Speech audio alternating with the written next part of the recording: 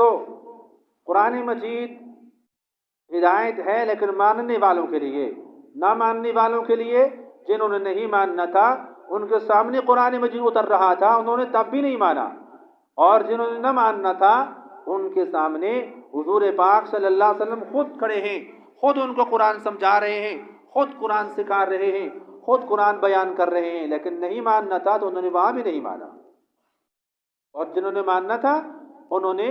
کافروں کی بات سن کر بھی نبی پاک صلی اللہ علیہ وآلہ وسلم کی تصدیق فرما دی۔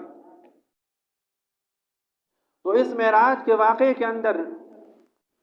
بہت سارے سبق ہیں ہمارے لیے۔ اعتراض یہ کیا گیا کہ ایک قلیل وقت کے اندر اتنا لمبا سفر نہیں کیا جا سکتا، عقل اس بات کو نہیں مانتی۔ تو علماء کرام نے اس کا جواب یہ دیا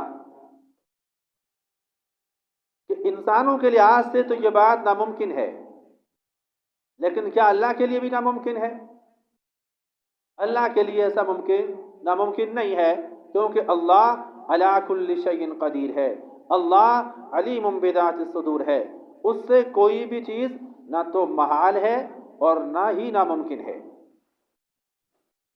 اور پھر حضور پاک صلی اللہ علیہ وآلہ وسلم آسمانوں پر گئے، مختلف آسمانوں کے اوپر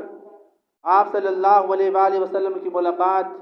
مختلف انبیاء کرام سے ہوئی۔ المختصر یہ کہ نبی پاک صلی اللہ علیہ وآلہ وسلم فکان قاب قوسین او ادنا، اللہ جل جلالہ کے جب انتہائی قریب ہو گئے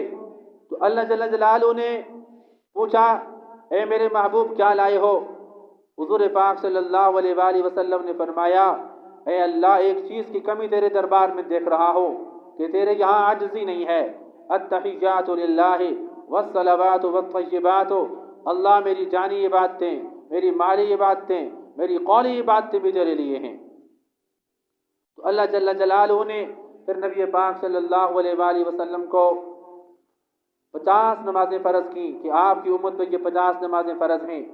اور پھر راستے میں موسیٰ علیہ السلام سے ملاقات ہوئی، اور اس ملاقات میں موسیٰ علیہ السلام نے فرمایا کہ آپ واپس تشریف لے جائیں، کم کروائیں، میری امت پہ 2 نمازیں فرض تھیں، وہ بدبخت وہ بھی نہیں پڑھتے تھے، تو یہ 50 نمازیں بہت زیادہ ہیں، آپ کی امت کمزور ہے، 50 نمازوں کی متحمل نہیں ہو سکے گی، گنہگار ہو جائے گی، اللہ کی پکڑ میں آ جائے گی، آپ جائیں اللہ جل جلالہ سے درخواست کریں کہ اللہ کم فرما دیں۔ تو آپ صلی اللہ علیہ وسلم کی درخواست پر نمازیں 5 کم ہو گئیں۔ اس طرح پھر موسیٰ علیہ السلام واپس بھیجتے گئے، آپ صلی اللہ علیہ وسلم درخواست کرتے گئے، نمازیں کم ہوتی گئیں، یہاں تک کہ 5 رہ گئیں، اور پھر بھی موسیٰ علیہ السلام واپس کرنا چاہتے تھے، لیکن حضور پاک صلی اللہ علیہ وآلہ وسلم نے فرمایا کہ اب تو مجھے اللہ کے سامنے جاتے ہوئے شرم آ رہی ہے۔ لیکن ہم دیکھ رہے ہیں کہ آج ہمیں یہ 5 کی 5 نمازیں قضا کرتے ہوئے کوئی شرم نہیں آتی ہے،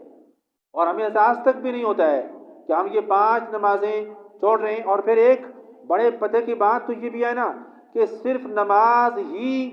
ایک ایسا اللہ کا حکم ہے، ایک ایسا فرض ہے کہ جو اللہ نے اپنے آخری نبی کو آسمانوں سے اوپر بلا کر اوپر اٹھا کر اس کو فرض کیا ہے۔ باقی روزہ ضرور فرض ہے، لیکن روزے کی فرضیت زمین پر ہوئی، زکوٰۃ کی فرضیت زمین پر ہوئی، حج کی فرضیت زمین پر ہوئی، اس کے علاوہ جہاد کی فرضیت زمین پر ہوئی۔ باقی جتنے زندگی کے احکامات ہیں، وہ سیاست کے ہوں، وہ تجارت کے ہوں، وہ خانگی معاملات ہوں، جتنی بھی اسلام کی تعلیمات ہیں، ان کے احکامات اور ان کی منہیات وہ زمین کے اوپر نازل کی گئیں، لیکن ایک نماز اتنی عظیم الشان چیز ہے اور اتنی محتم بالشان چیز ہے، اور اللہ کو اتنی عزیز ہے، اور اللہ کی ہاں اس کی اتنی قدر ہے کہ اللہ نے نبی پاک صلی اللہ علیہ وآلہ وسلم کو آسمان پر نہیں، عرش عظیم پر نہیں، اس سے بھی اوپر اٹھا کر وہاں سے اللہ تعالیٰ نے نماز کو فرض کیا ہے۔ اس سے بھی ہمیں اندازہ کر لینا چاہیے کہ نماز کتنا بڑا کام ہے اور کتنی بڑی عبادت ہے، اور اس نماز کو ضائع کر دینا، برباد کر دینا، پرواہ نہ کرنا، چھوٹی سی بیماری آئی نماز چھوڑ دی، چھوٹا سا کام ہوا نماز چھوڑ دی، مہمان آ گئے نماز چھوڑ دی، سردی آ گئی نماز چھوڑ دی، گرمی آ گئی نماز چھوڑ دی۔ تو یہ بڑے خسارے والی بات ہو جائے گی۔ اس لیے آپ تمام احباب کو، ہم سب کی یہ اجتماعی ذمہ داری ہے کہ جہاں ہم خود نماز کا اہتمام کریں، وہاں اپنے اہل و عیال کو، اپنے بیوی بچوں کو، اپنے چھوٹے بہن بھائیوں کو، ان کو نماز کا پابند بنائیں، ان کو نماز سکھائیں، نماز کی تعلیم دیں۔ کیونکہ جو چیز جتنی عظیم الشان ہوتی ہے، جس کے بارے میں تاکید کی ہوئی ہوتی ہے، نماز کے بارے میں 700 سے زائد مرتبہ اللہ نے قرآن مجید میں احکام نازل کیے ہیں کہ نماز کو قائم کر لو،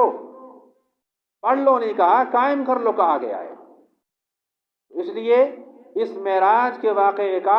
سب سے عظیم تحفہ نماز ہے۔ تو اس نماز پر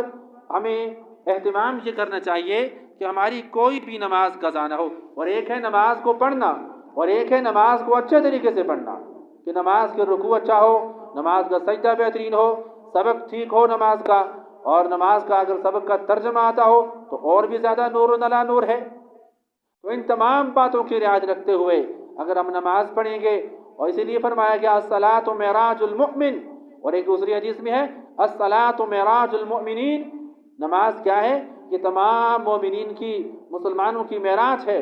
کہ حضور پاک صلی اللہ علیہ وسلم اللہ سے ہم کلام ہوئے، حضرت موسیٰ علیہ السلام اللہ سے ہم کلام ہوئے، لیکن ایک عام مسلمان اللہ سے ہم کلام کیسے ہوگا؟ کہ جب وہ نماز کا اہتمام کرے گا، سمجھو اس کی معراج ہو گئی، اللہ سے کلام ہو گیا، اللہ سے ملاقات ہو گئی۔